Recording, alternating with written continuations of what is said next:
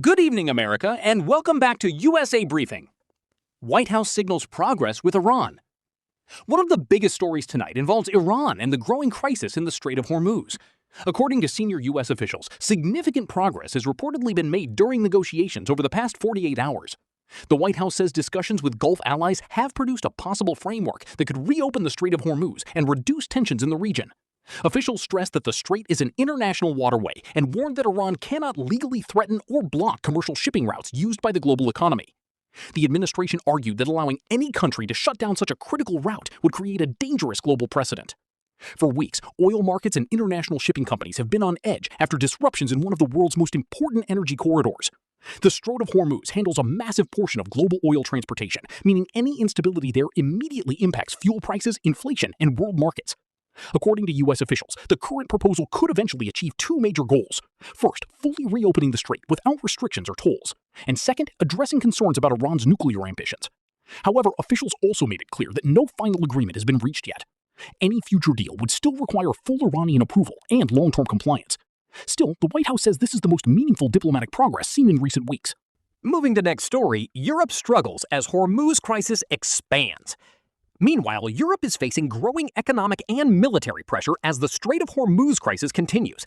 A new report from Gibraltar revealed that the United Kingdom is preparing Royal Navy ships equipped with advanced mine-clearing technology that could eventually help secure the strait. British defense officials say these ships can act as motherships for autonomous systems capable of remotely detecting and clearing underwater mines. The situation became far more serious after regional tensions disrupted traffic through the strait, creating fears of a long-term energy crisis. The blockade has already driven up prices for oil, jet fuel, shipping, and consumer goods worldwide. European countries were already struggling with inflation and cost of living problems, and the Hormuz crisis is now making the situation even worse. At the same time, tensions inside NATO are increasing. Trump recently criticized European allies, including British Prime Minister Keir Starmer, for not supporting America strongly enough during the crisis. Trump argued that European nations should now take greater responsibility for reopening the strait themselves. However, Britain and France have responded cautiously. Both countries say they will be willing to coordinate multinational operations, but they do not want direct deployment until major hostilities end. Behind the scenes, European officials are also becoming increasingly nervous about America's reliability as an ally. Now something unexpected. Ukraine suffers one of its worst nights. Tonight, Ukraine is also facing renewed devastation after civilians described one of the most terrifying nights since the war began. Residents in Kyiv said they had never experienced attacks this intense during the entire conflict. One emotional witness described the night as a terrible night. We have never seen anything like this before in the entire war. According to survivors, the explosions were so powerful that entire buildings were destroyed and fire spread rapidly across neighborhoods. Many residents said they were fortunate the strikes happened during nighttime hours, warning that casualties could have been far worse during the day. One longtime worker in Kyiv said, "Everything burned. Everything is gone. I worked here for 22 years and now I have to say goodbye to Kyiv."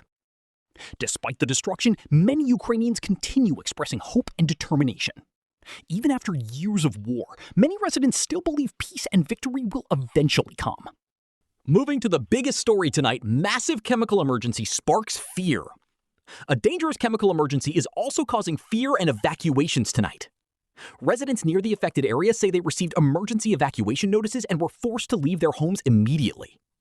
One local resident, who says he worked in refineries his entire life, expressed serious concern about the situation.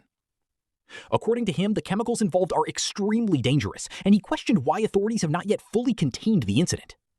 He stated that if this had happened inside a refinery, the situation likely would have been controlled much faster. Residents say the uncertainty is the most frightening part. Many are now worried about possible toxic materials already released into the air and fear what could happen if the situation worsens further. One emotional resident said, "I'm scared because I don't know what's going to happen." Authorities continue monitoring the emergency while evacuation and safety operations remain ongoing. One thing is becoming increasingly clear. The world is entering a period of rising uncertainty and instability. From Iran and global oil routes, to NATO tensions, to war in Ukraine, and now dangerous chemical emergencies, major international events are affecting economies, security, and ordinary people across the world.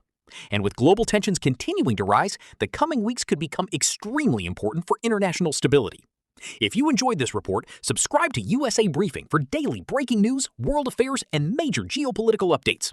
And comment below, do you think the world is entering a more dangerous and unstable period? Thanks for watching, and we'll see you in the next update.